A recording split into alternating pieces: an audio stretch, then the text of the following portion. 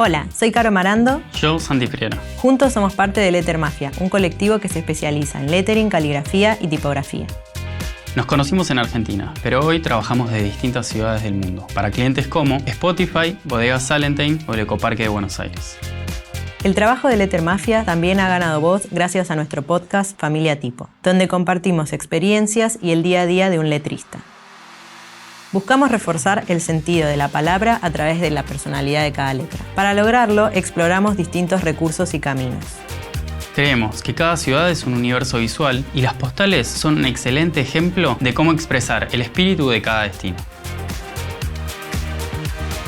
En este curso de doméstica aprenderás a crear letras desde el papel y lápiz hasta los últimos detalles digitales. Como proyecto final harás una postal llena de personalidad para enviar saludos desde tu ciudad.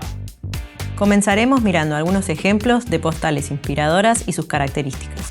Harás un moodboard que represente tu ciudad y a partir de esas referencias vas a empezar a bocetar.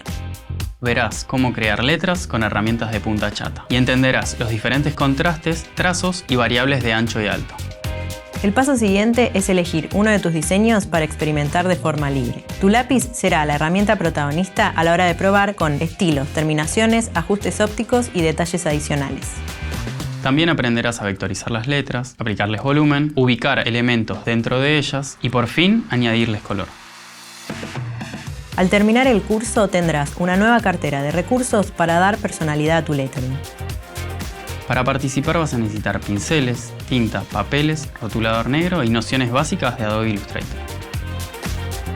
Descubrí las características más importantes del lettering y crea piezas únicas del 0 al 100.